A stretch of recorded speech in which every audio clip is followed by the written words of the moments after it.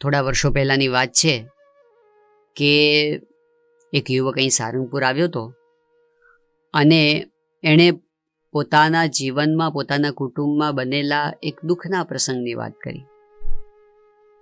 ઘટના એવી બની હતી કે જે કંઈ વ્યવસાય ચાલતો હશે એમના પરિવારનો, એમાં કેટલાક પ્રસંગો એવા બન્યા કે જેને લીધે આર્થિક રીતે ઘણું નુકસાન ગયું અને કેટલુંક દેવું ચડી ગયું. હવે સ્વાભાવિક રીતે કુટુંબની અંદર આવી આપત્તિ આવે આર્થિક, એટલે ઘરમાં બધા સભ્યોને એની ચિંતા તો થાય.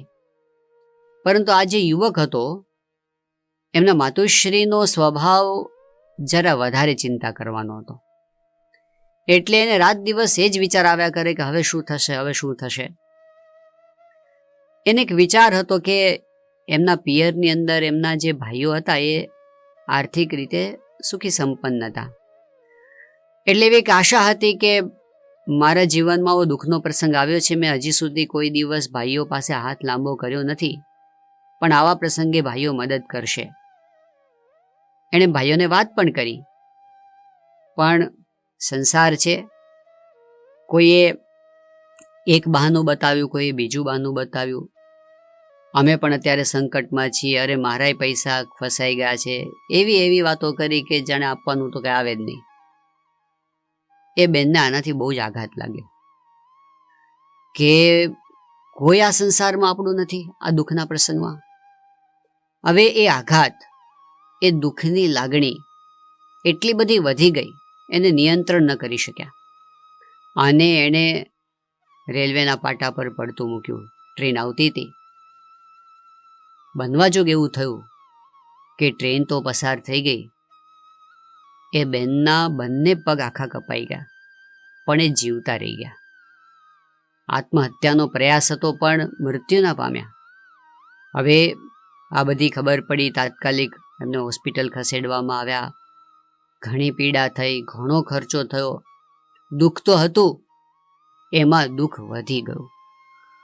આખા કુટુંબ પર દુઃખ વધ્યું. પથારી વશ થઈ ગયા, હવે તો ડિસેબલ બની ગયા હતા. આવો પ્રસંગ બન્યો એટલે સગાવાલા બધા ખબર કાઢવા માટે આવે, મળવા માટે આવે. ભાઈઓ પણ આવ્યા, બધાએ આશ્વાસન આપ્યું. ભાઈઓએ પણ કીધું કે બેન આવું ન કરાય, વિચાર કરવો જોઈએ, દુઃખ તો આવે છે, જતું રહેશે. બેનના મનની અંદર આશા બંધાણી કે કદાચ હવે તો મદદ કોઈક કરશે. પણ મહિનો ગયો, 2 મહિના ગયા, 6 મહિના ગયા, કોઈએ કઈ મદદ કરી નહીં. ફરી વખત આ વિચારોનું વમળ એટલું બધું ઉપડ્યું, એમનાથી રહેવાયું નહીં.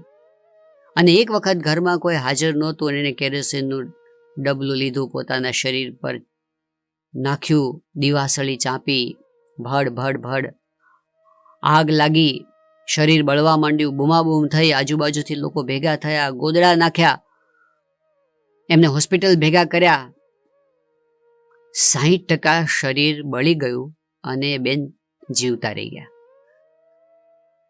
હવે દુઃખ વધારે થયું, શારીરિક પીડા વધી, ચિંતા વધી, કુટુંબ માટે ભારણ વધ્યું. કેટલાક સમય સુધી એ રીબાયા અને છેલ્લે પોતે એવી અવસ્થામાં મૃત્યુ પામ્યા. જ્યારે દુઃખ આવે છે, દુઃખ તો બધાના જીવનમાં આવ્યું છે, પાંડવોના જીવનમાં પણ આવ્યું. અને ભગવાન રામચંદ્ર ભગવાન, સીતાજી, બધાના જીવનમાં દુઃખ આવ્યું. વસુદેવને દેવકીના જીવનમાં દુઃખ આવ્યું. સ્વયં સ્વામિનારાયણ ભગવાને પોતે દુઃખને પોતાના જીવનમાં સ્વીકાર્યું. ગુણાતીત ગુરુ પરંપરાના જીવનમાં આવ્યું. અનેક ભક્તોના જીવનમાં દુઃખ આવ્યું. પરંતુ જ્યારે એ દુઃખના પ્રસંગની અંદર મન સ્થિર નથી રહેતું, ત્યારે દુઃખ વધી જાય છે. એટલે જરૂરી છે કે કષ્ટના સમયમાં આપણે આપણા મનને એવી સમજણ આપીએ એ સ્થિર રહે, શાંત રહે. આવી જ રીતે સુખના પ્રસંગની વાત છે. સુખના પ્રસંગમાં પણ જો મન સ્થિર ન રહે તો વૃત્તિઓ ફાટી જાય છે. જો સુખના પ્રસંગની અંદર વ્યક્તિ પોતે અહંકારી બની જાય તો પણ એનું વ્યક્તિત્વ સાવ બગડી જાય છે. અંતે એ પોતે અધોગતિના માર્ગે જાય છે. વડોદરાની અંદર ગોપાળાનંદ સ્વામી બિરાજે, મંદિરની અંદર બધા હરિભક્તો આવતા હોય, એમાં એક સાધારણ એક હરિભક્ત આવે, બધા એને મંગળીઓ કરે, રોજ મંદિરમાં આવી અને મંદિર વાળી નાખે, ગોપાળાનંદ સ્વામી પાસે બેસીને કથા વાર્તા સાંભળે, બહુ ભગવદીય. કોઈ એક વખત ગોપાળાનંદ સ્વામીને વાત કરી કે સ્વામી, આ મંગળીઓ રોજ મંદિરે આવી જાય છે, રોજ સત્સંગ કરે છે, રોજ સેવા કરે છે, પણ બિચારાની આર્થિક સ્થિતિ બહુ નબળી છે અને બે પાંદડે થતો નથી, તો આપ કંઈક આશીર્વાદ આપો કે એનું સારું થાય. ગોપાળાનંદ સ્વામીને દયા આવી, સ્વામી એને આશીર્વાદ આપ્યા, જા મહારાજ તારું સારું કરશે, અને આશીર્વાદ ફળ્યા. ધીમે ધીમે એની આર્થિક સ્થિતિ સુધરવા માંડી, ઘણી પ્રગતિ થઈ, અને એમ કરતાં કરતાં તો શહેરના જે એકદમ ધનાઢ્ય લોકો હોય એની પંક્તિમાં આવી ગયા. પણ જેમ જેમ ધન સંપત્તિ વધતી ગઈ, જેમ જેમ પ્રતિષ્ઠા વધતી ગઈ, તેમ તેમ મંદિરે જવાનું બંધ થઈ ગયું, સેવા બંધ થઈ ગઈ, સત્સંગ બંધ થઈ ગયો. એની બેઠક ઉઠક તો પછી આવા મોટા મોટા માણસો સાથે જ હોય, અને આખી વૃત્તિ બદલાઈ ગઈ. પછી તો મંદિરે જવાનું સાવ બંધ થઈ ગયું. એકાદ વખત એક ત્યાંથી પસાર થતા હશે, સાથે એના બધા એના જેવા જ માણસો હોય મોટા મોટા, અને થયું કે ચાલો આજે મંદિરે દર્શન કરાવીએ. મંદિરમાં આવ્યા, દર્શન કર્યા, અને ત્યાં પૂછ્યું કે ગોપાળાનંદ સ્વામી છે કે? હા છે ને. ગોપાળાનંદ સ્વામી પાસે ગયા. સ્વામીએ બહુ વર્ષે એમને જોયા, એટલે સ્વામી તો એકદમ આનંદમાં આવી ગયા. અરે અરે અરે મંગળિયા, તું ક્યાં હતો? હું તને કેટલું યાદ કરું છું, તું તો દેખાતો જ નથી. એટલે એમણે કીધું કે સ્વામી અત્યારે તો કામ બહુ રહે અને સમય મળતો નથી, આમ છે તેમ છે, એ વાત કરી. પણ એમને ગમ્યું નહીં. સ્વામી એને મંગળીઓ કહ્યું ને. હવે તો શહેરમાં મંગળદાસ શેઠ તરીકે પ્રસિદ્ધ હતા, એટલે એમણે જતા જતા એક હરિભક્તને કહ્યું કે ગોપાળાનંદ સ્વામીને કહેજો કે જરા બોલતા શીખે. પેલા હરિભક્તે ગોપાળાનંદ સ્વામીને પછીથી કહ્યું કે સ્વામી, આપે એને મંગળીઓ કહ્યું પણ એમને ગમ્યું નથી. એ તો હવે બહુ પ્રતિષ્ઠિત વ્યક્તિ છે અને બધા એને મંગળદાસ શેઠ કહે છે. ગોપાળાનંદ સ્વામીને થયું કે આની વૃત્તિ છકી ગઈ છે. સ્વામીની દૃષ્ટિ ફરી ગઈ. સ્વામી કીધું હશે, આપણી બોલવામાં ભૂલ થઈ, હવે આપણે એવી રીતે નહીં બોલાવીએ. અને આ બાજુ સ્વામીની દૃષ્ટિ ફરી અને એના દેશકાળ પણ ફર્યા. ધીમે ધીમે પડતી શરૂ થઈ, અને એમ કરતાં કરતાં એક સમય એવો આવ્યો કે સાવ હાથે પગે થઈ ગયા, કાંઈ રહ્યું નહીં. એવા સમયે એક દિવસ ફરી વખત મંદિરે આવ્યા અને હાથમાં સાવરણી ઝાલી અને મંદિર સાફ કરવા માંડ્યા. એવામાં ગોપાળાનંદ સ્વામીની દૃષ્ટિ પડી અને કહ્યું, અહો મંગળદાસ શેઠ, તમે ક્યારે આવ્યા? એમણે હાથ જોડ્યા કે સ્વામી, હું તો તમારો મંગળીયો જ છું. જ્યારે સુખ સંપત્તિ વધે, સાહેબી વધે, ત્યારે ઘણી વખત વૃત્તિ ફાટી જાય, જે કરવાનું છે એ બધું રહી જાય. એટલા માટે જ્યારે સુખ મળે ત્યારે પણ મન સ્થિર રહે એ ખૂબ જરૂરી છે. તો દુઃખમાં પણ મન સ્થિર રહે અને સુખમાં પણ મન સ્થિર રહે એ માટે સમજણ જરૂરી છે. દુઃખમાં મન સ્થિર ક્યારે રહે? જ્યારે દુઃખ આવે ત્યારે એ દુઃખની અંદર પણ સુખ જોવાની દ્રષ્ટિ મળે ત્યારે દુઃખમાં મન સ્થિર રહે છે. અને જ્યારે સુખ આવી પડે ત્યારે સુખમાં પણ દુઃખ જોવાની દ્રષ્ટિ મળે ત્યારે સુખમાં મન સ્થિર રહે છે. તો દુઃખમાં સુખને જોવાની દ્રષ્ટિ અને સુખમાં દુઃખને જોવાની દ્રષ્ટિ, આ આધ્યાત્મિક દ્રષ્ટિ છે. જો આ દ્રષ્ટિ ન આવે તો ભલે આપણે કદાચ સંસાર વ્યવહારની રીતે ખૂબ બુદ્ધિમાન હોઈએ, કદાચ આપણે બહુ મોટી પદવી પ્રાપ્ત કરી હોય, પરંતુ આ આધ્યાત્મિક પરિપક્વતા, સ્પિરિચ્યુઅલ મેચ્યોરિટી ન આવે, જો આવી દ્રષ્ટિ આપણને પ્રાપ્ત ન થઈ હોય, તો કદાચ વ્યવહારિક રીતે આપણે ગમે તેટલી મોટપ પ્રાપ્ત કરી હોય, મોટી પદવી પ્રાપ્ત કરી હોય, ધન સંપત્તિ પ્રાપ્ત કરી હોય, ડિગ્રી પ્રાપ્ત કરી હોય, પરંતુ સુખમાં અને દુઃખમાં વૃત્તિ સ્થિર રહેતી નથી. એના માટે આધ્યાત્મિક પરિપક્વતાની જરૂર છે, સ્પિરિચ્યુઅલ મેચ્યોરિટીની જરૂર છે. તો કઈ રીતે સુખમાં દુઃખ દેખી શકીએ અને કઈ રીતે દુઃખમાં સુખને દેખી શકીએ, એ આજે આપણે સમજીએ. સૌથી પહેલી બાબત તો એ છે કે દુઃખમાં જેવું ઘડતર થાય છે એવું સુખમાં ઘડતર થતું નથી. ઘણી વખત વધારે પડતા સુખના પ્રસંગો આપણને ખોખલા બનાવી દે છે, આપણને નબળા બનાવી દે છે, પોચા બનાવી દે છે, અને દુઃખના પ્રસંગો આપણને મજબૂત બનાવે છે. મહાભારતના યુદ્ધ દરમિયાન એક આ સત્યને પ્રકાશિત કરતી ઘટના બની. વાત છે કે જ્યારે અભિમન્યુનો વધ થયો એ વખતે અભિમન્યુના મૃત્યુના કારણરૂપ એવા જયદ્રથને મારવા માટેની પ્રતિજ્ઞા અર્જુને કરી. અર્જુને નક્કી કર્યું, જાહેર કર્યું કે આવતીકાલ સાંજ સુધીમાં હું જયદ્રથને મારી નાખીશ, અને જો જયદ્રથને હું નહીં મારી શકું તો હું મરી જઈશ. કૌરવ સેનામાં આ વાતની ખબર પડી એટલે જયદ્રથ તો ત્યાંથી ભાગવા તૈયાર થયો, પણ દુર્યોધને એને હિંમત આપી અને એણે કહ્યું કે આ તો બહુ સારા સમાચાર છે, તું ચિંતા ના કરીશ. આ યુદ્ધની અંદર આવતીકાલે અમે અર્જુનને તારા સુધી પહોંચવા જ નહીં દઈએ, એમને એમ સાંજ પાડી દઈશું. એણે આયોજન કર્યું. જયદ્રથને તો છેલ્લે રાખ્યો, એની આગળ મોટા મોટા મહારથીઓ યોદ્ધાઓ ગોઠવી દીધા અને સૌથી ફ્રન્ટમાં દ્રોણાચાર્યને રાખ્યા. દ્રોણાચાર્ય સેનાપતિ હતા. કહ્યું કે ગુરુજી, તમારે એક જ વસ્તુ કરવાની છે કે અર્જુનને આગળ વધવા દેવાનો નથી સાંજ સુધી. સવારે યુદ્ધનો આરંભ થયો. શ્રી કૃષ્ણ ભગવાન સારથી હતા. અર્જુનને લઈ અને રણ સંગ્રામની અંદર આગળ વધ્યા.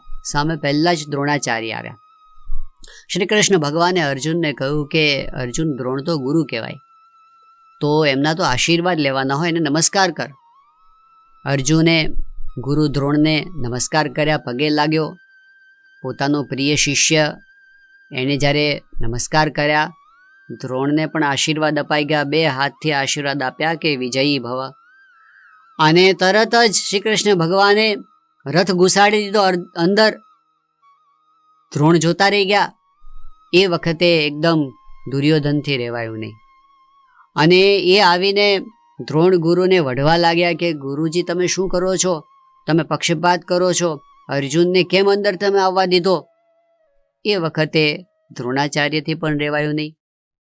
એણે કહ્યું કે તું મને કહે છે, પણ તુંય લડને, તુંય ક્ષત્રિય યોદ્ધા છો, રોક અર્જુનને, રોક.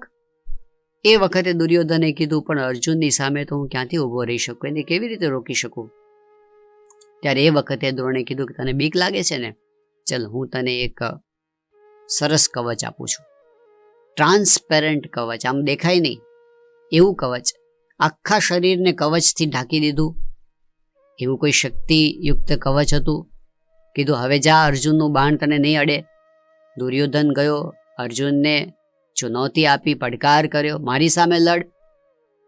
અને અર્જુને બાણનો વરસાદ કર્યો દુર્યોધન પર, પણ આશ્ચર્યની વાત, દુર્યોધનને એકે બાણ અડે જ નહીં. કેમ આવું થાય છે? શ્રી કૃષ્ણ ભગવાને કીધું શું છે? અર્જુને કહ્યું મને ખબર પડતી નથી. બરાબર ધ્યાનથી જોયું તો એ તો કવચ પહેરીને આવ્યો હતો. શ્રી કૃષ્ણ ભગવાને કહ્યું કે તું જો, શરીરમાં કોઈ એવો ભાગ છે જેમાં કવચ ના હોય? અને જોતા ખબર પડી કે આંગળીના ટેરવામાં કવચ નથી. એનું નિશાન લઈ અને અર્જુને બાણની વર્ષા કરી અને દુર્યોધન એકદમ બેબાકળો થઈને ત્યાંથી ભાગ્યો. ફરી દ્રોણાચાર્ય પાસે ગયો. જિંદગીમાં પહેલી વાર એને એક અંતરદ્રષ્ટિ થઈ અને એણે દ્રોણ ગુરુને પ્રશ્ન પૂછ્યો કે ગુરુજી, અર્જુન પણ તમારો શિષ્ય, હું પણ તમારો શિષ્ય, બંને એક જ ક્લાસમાં રહીને તમારી પાસે શીખ્યા બાણ વિદ્યા, તો અર્જુન આટલો બધો આગળ કેમ નીકળી ગયો અને હું કેમ પાછળ રહી ગયો? એ વખતે દ્રોણાચાર્યએ જે જવાબ આપ્યા એમાં એક જવાબ મહત્વનો છે. એણે કીધું કે દુર્યોધન, એનું એક કારણ તો એ છે કે તું રાજમહેલની સુંવાળી પથારીમાં મોટો થયો છે અને અર્જુન જંગલમાં અથડાઈ કૂટાઈને મોટો થયો છે. એનો જન્મ જ જંગલમાં થયો છે અને 3-3, 4-4 વનવાસ થયા છે. તું સુખ સાહેબીમાં ઉછર્યો છે. અર્જુને જીવનમાં કષ્ટો જોયા છે, એમાં ઘડાયો છે. એટલે અર્જુનના જેવા ગુણો, અર્જુનના જેવી મજબૂતાઈ, અર્જુનના જેવી શક્તિ તારામાં નહીં આવે. આ સિદ્ધાંત છે. કષ્ટ છે એ માણસને ઘડે છે અને વધારે પડતી સુવાળપ છે એ માણસના વિકાસને રૂંધી દે છે અને ઘણી વખત એની શક્તિને સાવ ક્ષીણ કરી નાખે છે. મુંબઈના એક કિશોરે એના મિત્રની વાત કરી હતી કે એ અતિ ધનવાન પિતાનો પુત્ર છે. એટલા બધા ધનવાન પિતાનો આ પુત્ર છે કે એને રોજ એના પિતાજી 10,000 રૂપિયા વાપરવા આપે, રોજ 10,000. આ હું આજથી 10 વર્ષ પહેલાંની વાત કરું છું. એટલે એને સવારે ઉઠીને ચિંતા આવે છે કે આજે મારે ક્યાં વાપરવાના 10,000. એના મિત્રોને સાથે લઈને પછી જાય જુદી જુદી જગ્યાએ. એટલે એને સારી સારી ગાડીઓ, સારા સારા કપડાં, રોજ હરવાનું ફરવાનું, મોજ શોખ, આ જેની જિંદગી. પણ અસર કેવી થઈ? એ એટલો સુવાળો કે એનાથી કાંઈ સહન ન થાય, કાંઈ સહન ન થાય. અને શરીરમાં કોક દિવસ પેટમાં દુખે ને, કોક દિવસ માથામાં દુખે ને, કોક દિવસ હાથમાં દુખે ને, કંઈક ચાલુ જ હોય. ડૉક્ટર પાસે જાય, ડૉક્ટર મોંઘા ટેસ્ટ કરે ને પછી કે આમાં કાંઈ નથી. પણ એ દુખીને દુખી જ રહે, એની કમ્પ્લેન્સ ક્યારેય બંધ થાય જ નહીં. સુવાળપ, બહુ વધારે લાડકોડમાં ઉછરેલો હોય, એ અંધારામાં એકલોય ન જઈ શકે, એ ઘડાતો નથી, એ પોચો રહી જાય છે. ઘણી વખત વધારે પડતી જાહો જલાલી સુખ સમૃદ્ધિમાં ઉછરેલા હોય એવા બાળકો, એવા કિશોરો, એવા છોકરા છોકરીઓ એ વધારે પડતા ભોગવિલાસમાં પડી જાય, ડાયવર્ટ થઈ જાય, એની કારકિર્દીને રોળી નાખે. ઘણી વખત એનું વ્યક્તિત્વ વિચિત્ર બની જાય, કાંઈ સહન ન કરી શકે અને નાની નાની બાબતમાં ડિસ્ટર્બ થઈ જાય. મોબાઈલ ફોનની પાછળ ગાંડા થઈને પડેલા ઘણી વખત આપણે છોકરાઓને જોઈએ છે. મજા તો આવે છે, એમાં ગેમ રમવાની મજા આવે છે, એમાં જેવું તેવું જોવાની મજા આવે છે, પરંતુ એ મજા કેવી હોય છે? રાત દિવસ એમાં કાઢે એ વખતે એને દુઃખ જેવું કંઈ લાગતું જ નથી, એમાં સુખ જ લાગે છે. પણ એ સુખ એના ભવિષ્યને સાવ ધૂંધળું કરી નાખે છે. એવું આપણે આજે સમાજની અંદર જોઈએ છીએ. ઘણી વખત વ્યસનોના રવાડે ચડી જવાય છે. એમાં પણ જ્યારે વ્યસન કરતા હોય ત્યારે તો એને આનંદ જ આવે છે. કોઈ જુદી રંગેલી સપનાઓની દુનિયામાં એ રાચે છે, પરંતુ અંતે ખલાસ થઈ જાય છે. તો જ્યારે સુખ, સમૃદ્ધિ, લાડકોડ વધારે પડતા મળે છે અને એમાં જ્યારે સમજણ નથી રહેતી, ત્યારે વ્યક્તિ કેવા થઈ જાય છે? એની સામે જ્યારે દુઃખ આવે છે ત્યારે માણસ ઘડાય છે. સુખની અંદર આપણે જોઈએ છે કે કેટલા નાના પ્રશ્નોને લોકો છૂટાછેડા સુધી પહોંચી જાય છે. લગ્ન જીવનની અંદર સહનશક્તિના અભાવને લીધે કેટલા પ્રશ્નો થાય છે. જ્યારે ઘડાયેલ વ્યક્તિ હોય એ પોતે એમાં પાર પડી જાય છે. કેટલીક વખત સાવ નાના પ્રશ્નોની અંદર વ્યક્તિ આત્મહત્યા સુધી પહોંચી જાય છે, જ્યારે ઘડાયેલી નથી હોતી ત્યારે. અને ઘડાયેલી વ્યક્તિ જીવનના સંગ્રામની અંદર માથું કાઢીને આગળ નીકળે છે. મોટા ભાગના મહાપુરુષોના જીવનમાં આપણે જોઈશું તો એ મહાન બન્યા છે, સીધે સીધા નથી બની ગયા. એને કષ્ટોમાંથી પસાર થવાનું થયું છે અને એમાં એનું ઘડતર થયું છે. આપણે પેલી કવિતાની અંદર સાંભળીએ છીએ કે વાંસળીને વાગવું હોય તો એને વિંધાવવું પડે છે. વાંસળી વિંધાય છે ત્યારે એમાંથી મધુર સૂર નીકળે છે. કષ્ટો સહન કરવા પડે છે. માટલું ઘડાય છે અને એમાં ઠંડુ પાણી થાય છે, પરંતુ એ માટે એને તાપ સહન કરવા પડે છે, એને ટપલા સહન કરવા પડે છે, ટકોરા ખાવા પડે છે, એને ભઠ્ઠીમાં તપવું પડે છે અને પછી એમાંથી મધુર મીઠું ઠંડુ પાણી આપે એવું માટલું બને છે. તો ઘડતર માટે કષ્ટ ઘણીવાર જરૂરી હોય છે. એવું કહેવાય છે કે આફ્રિકાના જંગલોની અંદર જ્યારે જીરાફ માતા પોતાના બચ્ચાને જન્મ આપે છે, ઊભા ઊભા જન્મ આપે છે, બાળક જન્મતા વેત ઊભરથી પડે છે હેઠે, અને જેવું પડે છે એ સાથે એની માતા શું કરે છે? તાજા જન્મેલા બાળકને લાતો મારે છે, વારંવાર લાતો મારે છે. ક્યાં સુધી લાત મારે છે? જ્યાં સુધી એ બાળક પોતાના પગ પર ઊભું નથી થઈ જતું ત્યાં સુધી લાતો મારવાનું ચાલુ રાખે છે. અને જ્યારે એમનું બચ્ચું પોતાના પગ પર ઊભું થાય છે ત્યારે એની માતા એને પ્રેમથી ચાટે છે. First she kicks it, then she licks it. પહેલાં લાતો મારે છે, પછી એને ચાટે છે. શા માટે? તો જાણકાર એવું કહે છે કે એ માતા એના બાળકને કહે છે કે બેટા, તારે જંગલમાં જીવવાનું છે, તારે તારા પગ પર ઊભા રહેતા શીખવું પડશે. અને એટલે એ સામેથી કષ્ટો આપે છે, એને ઊભા રહેવા માટે પ્રેરે છે. તો પોતાના પગ પર ઊભા રહે એવા થવા માટે કષ્ટ સહેવા પણ જરૂરી છે.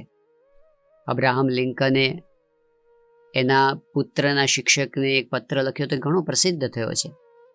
એમાં એમણે ઘણી વાત કરી છે. એમાં એક વાત લિંકને શિક્ષકને લખી છે કે તમે મારા પુત્રને શીખવજો કે જીવનમાં હંમેશા સુખ જ આવશે એવું નહીં બને. એને સુખ માણતા શીખવજો, પણ સાથે સાથે દુઃખના પ્રસંગોને સહેવા પણ શીખવજો. જ્યારે રડવાનું થાય ત્યારે એ આંસુની અંદર પણ પોતે સ્થિર રહી શકે એવી સમજણ તમે એને આપજો.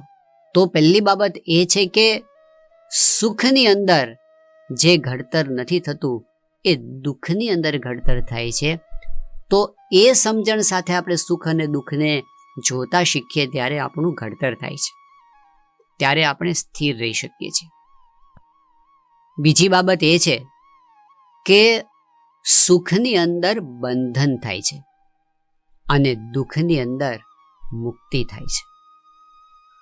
આપણે શ્રીમદ ભાગવતના પંચમ સ્કંદની અંદર ભરતજીનું આખ્યાન જોઈએ છીએ.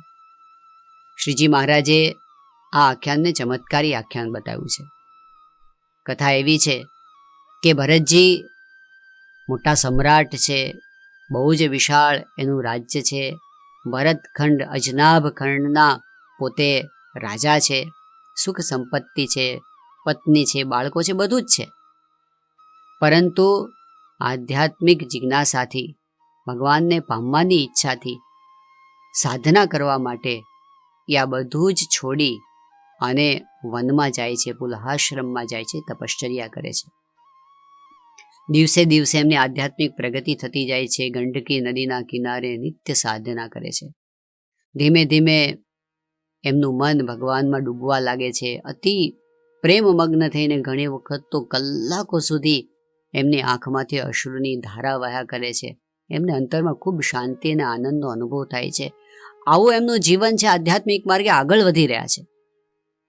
પરંતુ એક ઘટના એવી બને છે કે એક વખત પોતે ગંડકીના તટ પર સવારે પોતાનું પ્રાતઃ કર્મ સંધ્યાવંદનાદિ કરતા હતા અને એવા સમયે ત્યાં એક સગર્ભા મૃગલી પાણી પીવા માટે આવી. હજી એ પાણી પીતી હતી એટલામાં કોઈ વનના ભયંકર પશુની ત્રાડ સંભળાય અને એનાથી એકદમ ગભરાઈ ગઈ અને ગભરામણમાં એણે નદીને પહેલે પાર જવા માટે કૂદકો માર્યો.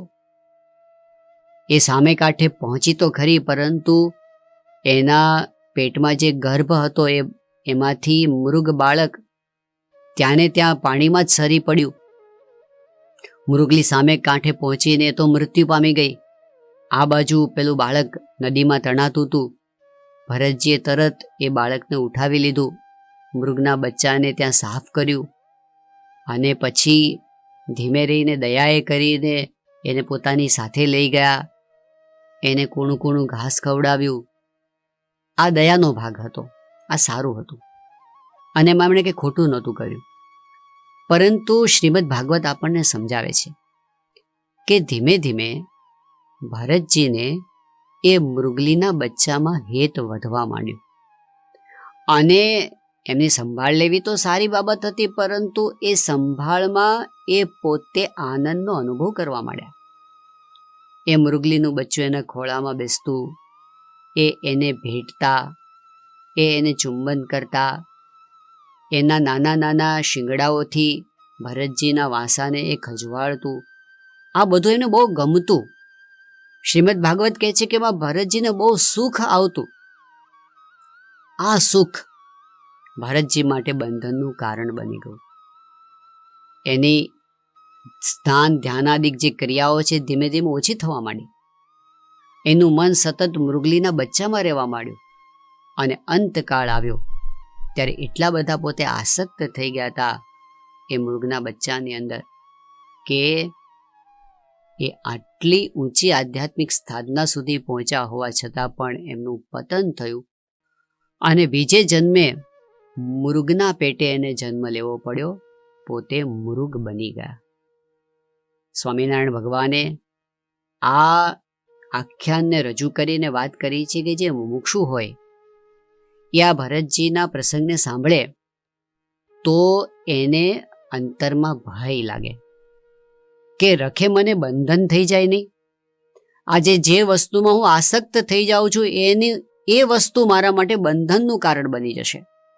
જેમ ભમરો છે એ ફૂલમાં આસક્ત થઈ જાય છે અને એનો રસ પીવામાં એટલો બધો ડૂબી જાય છે, સમયનું ભાન ભૂલી જાય છે, સાંજ પડે છે, કમળ બીડાઈ જાય છે. એ પોતે આમ તો સક્ષમ છે, ભમરો તો લાકડાને પણ કોતરી નાખે, પણ આસક્તિને લીધે એ રાતભર અંદર પડ્યો રહે છે. કમળ હજી બીડાયેલું છે ને સવારના પોરમાં હાથી આવી અને કમળની દાંડીને ખેંચી કાઢે છે અને પગથી કચડી કાઢે છે અને ભમરો મૃત્યુ પામે છે. આ તો એક રૂપક છે. પરંતુ જ્યારે કોઈ પણ જગતના સુખમાં આપણે વધારે આસક્ત બનીએ છીએ ત્યારે એ આધ્યાત્મિક રીતે આપણા અધઃપતનનું કારણ બને છે. એ આપણને બાંધી દે છે. એમાંથી જન્મ મરણ ઊભા થાય છે. મુમુક્ષુની રીત કેવી હોવી જોઈએ કે જ્યારે આપણને ક્યાંક વધારે સુખ મનાવવા માંડે ને ત્યારે ચેતી જવું જોઈએ કે જો અત્યારે નહીં ચેતીએ તો આ સુખ દુઃખનું કારણ બનશે. જ્યારે આપણને એમાં માલ મનાવવા માંડે ત્યારે મુમુક્ષુએ ચેતી જવું જોઈએ કે આજે જે વસ્તુ આપણને સુખનો અનુભવ કરાવે છે કાલે એ રડાવશે. કાલે એના વગર આપણે તલસીશું, તડપીશું અને હેરાન થઈ જઈશું. તો બીજો મુદ્દો એ છે, સુખની અંદર આપણે બંધાઈ જઈએ છીએ, દુઃખની અંદર આપણે નિર્લેપ થઈએ છીએ, પાછી વૃત્તિ વળે છે, આપણે છૂટીએ છીએ, મુક્તિ તરફ જઈએ છીએ. એટલે એ આપણા જીવનમાં જરૂરી વસ્તુ છે. ત્રીજો મુદ્દો છે કે સુખની અંદર ભગવાનને ભૂલી જવાય છે અને દુઃખની અંદર ભગવાન તરફ જવાય છે. આપણા જીવનમાં પરમ લક્ષ્ય ભગવાન છે. શ્રીજી મહારાજે પંચાળાના પહેલા વચનામૃતમાં આ જ વાત કરી છે કે સંપૂર્ણ સુખ ભગવાનમાં છે. ભગવાનની જેટલા નજીક જઈએ એટલું સુખ વધે છે, જેટલા એનાથી દૂર જઈએ એટલું સુખ ઓછું થાય છે. તો એમનાથી નજીક જવામાં સંસારના સુખ ઘણી વખત વિઘ્નરૂપ બને છે. શ્રીમદ ભાગવતના પ્રથમ સ્કંદની અંદર જ આ કથા આવે છે કે જ્યારે મહાભારતનું યુદ્ધ સંપૂર્ણ થયું અને શ્રી કૃષ્ણ ભગવાન જ્યારે દ્વારિકા જવા માટે તૈયાર થયા ત્યારે એ વખતે માતા કુંતા શ્રી કૃષ્ણ ભગવાનને પ્રાર્થના કરે છે. શ્રીમદ ભાગવતની અમર પ્રાર્થનાઓમાંની આ પણ એક અદ્ભુત પ્રાર્થના છે, જેમાં કુંતાજી કહે છે કે વિપદઃ સંતુ નઃ શશ્વત તત્ર તત્ર જગદગુરો. એવું કહે છે કે અમને વિપત્તિ નિરંતર આવે. કેમ? તો કે ભવતો દર્શનમ યત સ્યાત અપુનર્ભવ દર્શનમ. કારણ કે એનાથી તમારા દર્શન અમને થાય છે. કુંતાજી દુઃખ માગ કે લીનો, હે પ્રભુ અમારા જીવનમાં કષ્ટો આપજો, કારણ કે સુખની અંદર અમે તમને ભૂલી જઈએ છીએ, દુઃખની અંદર તમારું સ્મરણ થયા કરે છે, તમે યાદ આવ્યા કરો છો. જેમ સંતો એક દ્રષ્ટાંત આપે છે કે કોઈક એક શહેરની અંદર, કોઈક એક વિસ્તારની અંદર એક મોટું મકાન બનતું હતું 25 માળનું. એમાં 25મા માળે એક કડિયો હતો, બહારથી પ્લાસ્ટર કરતો હતો. એના હાથમાંથી લેલું નીચે પડ્યું જમીન પર, છેક રસ્તા ઉપર. હવે નીચેથી કેવી રીતે ઉપર મંગાવવું? એણે એની પાસે પેલી એક દોરી હતી, લાંબી કરી કે રસ્તા ઉપરથી કોઈ પસાર થાય ને મને બાંધી આપે. પણ નીચે કોણ સાંભળે એનો અવાજ? પછી એણે એક ઉપાય કર્યો. એક વટે માર્ગો આવતો હતો. પહેલાં કડિયાએ ખિસ્સામાંથી એક રૂપિયાનો સિક્કો કાઢ્યો અને ઉપરથી નીચે નાખ્યો. એમ કે રૂપિયો ઉપરથી નીચે પડ્યો એટલે કોઈ ઉપર તો જુએ. ઉપર જુએ તો હું એને કહું કે આ બાંધી આપતું. એને રૂપિયાનો સિક્કો નાખ્યો, નીચે પડ્યો, ટપ દઈને પડ્યો નીચે. જે માણસ જતો હતો એણે જોયો કે રૂપિયો પડ્યો છે, એણે હાથમાં લીધો, સાફ કર્યો, ખિસ્સામાં નાખ્યો, ઉપર જોયા વગર હાલવા માંડ્યો. કડિયાનું કામ થયું નહીં. એને બીજો રૂપિયો નાખ્યો તો એની પણ એ જ દશા થઈ. લોકો રૂપિયો લઈને હાલતા થઈ, ઉપર ન જુએ. પછી એને થયું કે આમ તો કામ નહીં થાય. પછી એણે ત્યાંથી એક કાંકરી કાઢી અને એક માણસ આવતો હતો, ધીમે રહીને કાંકરી એવી રીતે નાખી, બરાબર પેલાના માથા ઉપર પડી તડીંગ દઈને. નાની હતી, બહુ વાગી નહીં, પણ તોય કાંકરી તો હતી એટલે તરત એને ઉપર જોયું, ક્યાંથી આવી કાંકરી. અને જે ઉપરથી જોયું એટલે પેલા કડિયાએ કીધું કે ભાઈ તું આ બાંધી આપ ને મને. ભલો માણસ હશે, બાંધી આપ્યું. પણ દ્રષ્ટાંતનો સિદ્ધાંત શું કાઢ્યો કે જ્યાં સુધી ભગવાન ઉપરથી રૂપિયા ફેંક ફેંક કરે ત્યાં સુધી કોઈ ઉપર જોતું નથી. જેવી કાંકરી પડે, ક્યાંથી આવ્યું? તો જ્યાં સુધી આપણને સાનુકૂળ સંજોગો જ આવ્યા કરે, કોઈ ભગવાનને યાદ ન કરે. કષ્ટ આવે એટલે તરત થાય કે આ ક્યાંથી આવ્યું. એ વખતે ભગવાનની પ્રાર્થના થાય, સ્તુતિ થાય, પાછી વૃત્તિ વળે અને ભગવાનની નજીક જવાય છે. એટલા માટે કષ્ટ એ આપણને ભગવાનની નજીક જવા માટે ઉપયોગી થાય છે. દુઃખ મેં સુમિરન સબ કરે, સુખ મેં કરે ન કોઈ, જો સુખ મેં સુમિરન કરે દુઃખ કાહે કો હોય. જો સુખમાં સ્મરણ કરી રાખીએ આપણે તો ભગવાનને કંઈ દુઃખ આપણને આપવા નથી. પરંતુ જ્યારે આપણને બંધન જેવું લાગે ત્યારે ચોક્કસપણે એ આપણને બ્રેક મારી અને દુઃખનો પણ અનુભવ કરાવે છે, જે અંતે સારા માટે છે. તો આ ત્રીજી બાબત આ છે કે ભગવાનને આપણે ભૂલી ન જઈએ એટલા માટે કષ્ટો પણ જીવનમાં જરૂરી છે. અને જ્યારે વધારે પડતા સુખ સંપત્તિ મળે ત્યારે આપણે ભગવાનથી દૂર જતા રહીએ છીએ. એટલા માટે ભગવાન આપણને દુઃખ આપે છે. સૌથી મહત્વની બાબત તો એ છે કે આપણા જીવનમાં સુખ આવે કે દુઃખ આવે. શ્રીજીમાં જે પ્રથમના 34મા વચનામૃતમાં વાત કરી છે કે આપણે ભગવાનની આજ્ઞા પાળ્યા કરીએ તો ભગવાનને દુઃખ આપવા નથી, એને સુખ આપવું છે. અને આપણા જીવનમાં જે દુઃખ આવે છે એ કંઈ એમણે આપણને પ્રારબ્ધ યોગે કરીને આપવા છે એવું નથી. પ્રારબ્ધ તો ભગવાનના કંટ્રોલમાં આવી ગયા છે. ભક્ત થયા એના માટે પ્રારબ્ધ પણ ભગવાનની ઈચ્છા અનુસાર બની જાય છે. પછી તો મહારાજે અંત્યના 13મા વચનામાં કીધું કે આપણે જ્યારે તન મન ધન અર્પણ કર્યું, ભગવાનની ઈચ્છા આપણું પ્રારબ્ધ છે. હવે કાળ કર્મ માયા ભક્તને દુઃખી કરવા સમર્થ નથી, ભગવાનની ઈચ્છાથી આવે છે. એટલે મહારાજે ભક્તની રીત ત્યાં આગળ બતાવી છે. મહારાજ કે આપણે જ્યારે ભગવાનના થયા અને બધું ભગવાનના હાથમાં છે, એમની મરજી વિના સૂકું પાંદડું પણ હલતું નથી, કાંઈ જ થતું નથી, તો પછી હવે આપણે નિશ્ચિંત થઈને જે પરિસ્થિતિ રાખે છે એને ભગવાનનો પ્રસાદ સમજીને સ્વીકારવાનું છે. મહારાજે તો ત્યાં એવી વાત કરી કે આપણે જ્યારે તન મન ધન ભગવાનને અર્પણ કર્યું ત્યારે ભગવાનની ઈચ્છા એ જ આપણું પ્રારબ્ધ છે. માટે ભગવાન કષ્ટ આપે તો એમાં પણ રાજી રહેવું. પ્રથમના 74માં વચનામૃતમાં મહારાજ કે ભગવાન હાથીએ બેસાડે તો હાથીએ બેસીને રાજી રહેવું, ગધેડે બેસાડે ગધેડે બેસીને પણ રાજી રહેવું. કેમ? કારણ કે મારા ભગવાનની ઈચ્છાથી હું બેસું છું. હું કાંઈ પ્રારબ્ધ યોગે કરીને અથવા કાળ કર્મ માયાથી નહીં, મારા ઈષ્ટદેવની ઈચ્છા છે તો હું એ પણ સ્વીકારીશ, કારણ કે મને ખબર છે કે એમાં મારું શ્રેય છે. તો એમાં આપણને સ્થિરતા રહે છે. નિષ્કુળાનંદ સ્વામીએ આ જ વાત કરી છે કે ભગવાન એવા દયાળુ છે કે જે દુઃખે સુખ થાય જનને તે દે છે દુઃખ દયા કરી, જે સુખે દુઃખ ઉપજે તે આપે નહીં કેદી હરી. ભગવાન એવા દુઃખ ક્યારેય નથી આપતા કે આપણે દુઃખી થઈએ, એવા સુખ ક્યારેય નથી આપતા કે આપણે દુઃખી થઈએ. અંતે આપણું ભલું કરવું છે. દાસના દુશ્મન હરી કેદી હોય નહીં, જેમ કરશે એમ સુખ જ થશે, આ આપણો વિશ્વાસ છે. એટલે મહારાજે સાચા ભક્તની રીત અંત્યના 25મા વચનામૃતમાં સમજાવી કે આપણે સાચા ભક્ત થયા એટલે કેવા થવાનું. તો મહારાજ કે કદાચ એવા સંજોગો ભગવાનની ઈચ્છાથી આવે કે અન્ન ખાવા ન મળે, વસ્ત્ર ન મળે, દીર્ઘ રોગ આવી પડે ઇત્યાદિ, ગમે તેટલા દુઃખ આવી પડે અથવા ગમે તેટલા સુખ આવી પડે, એમાં પણ ભગવાનની ભક્તિમાંથી, નિયમ ધર્મમાંથી, શ્રદ્ધામાંથી, સેવામાંથી રંચ માત્ર મોળો ન પડે, રતિવા સરસ થાય.